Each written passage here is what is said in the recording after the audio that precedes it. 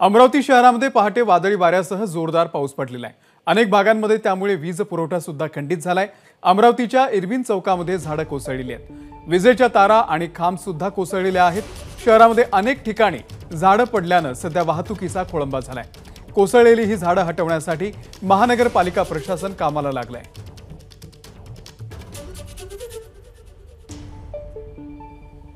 इकडे अमरावतीमध्ये वादळी वाऱ्यासह झालेल्या पावसामुळे नवनीत राणा यांचं प्रचार कार्यालय जमीनदोस्त झालं। ज्यावेळी हे कार्यालय कोसळलं त्यावेळी तिथे 8 जण उपस्थित होते। सुदैवाने कुणालाही दुखापत झालेली नाहीये। तर अमरावतीमध्ये अनेक ठिकाणी झाडांची सुद्धा पडझड झाली आहे। आढावा घेतलाय प्रणय निर्बाणनं। अमरावती शहरामध्ये आज पहाटे 4च्या दरम्यानमध्ये वादळी वारा आणि मुसळधार पाऊस झाल्यामुळे अनेक नुकसान झालेलं आहे।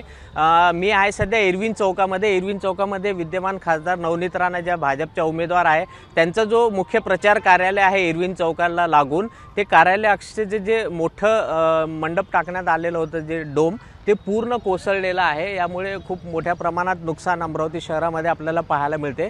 आणि विशेष म्हणजे हा जो मंडप होता हा खूप भव्य दिव्य भाजपकडून उभारण्यात आलेला होता। मुख्य प्रचार कार्यालय होतं। इथूनच सगळे दिवसभराचे जे प्रचाराचा जो कार्यक्रम आहे ते या ठिकाणी होत होतं।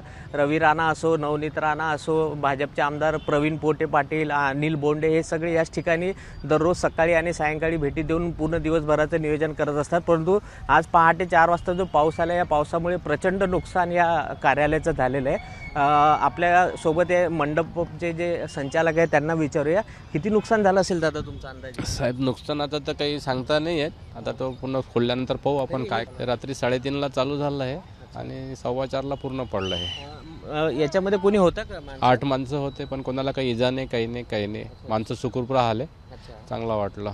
माणसांना जीवितहानी झालेली रे, नुकसान झालं तरी चालेल, परंतु जे 8 माणसं जे आत झोपलेले होते त्यांना कोणतीच दुखापत नाही, ते तातडीनं बाहेर आले अशी माहिती म्हणजे मंडपचे संचालक त्यांनी दिलेली आहे। परंतु या वादळी वाऱ्यामुळे आणि पावसामुळे जे अमरावती शहरामध्ये जे अनेक झाडं उन्मळून गेले, विद्युत तार जे आहे, जे खांब आहे ते कोसळलेले आहे आणि असे प्रचार कार्यालयाचं नुकसान जर पाहिलं तर खूप मोठ्या प्रमाणात अमरावती शहरामध्ये आपल्याला पाहायला मिळते। कॅमेरामॅन अमोल देशमुख, प्रणय निर्बाण, एबीपी माझा, अमरावती। एबीपी माझा, उघडा डोळे बघा नीट।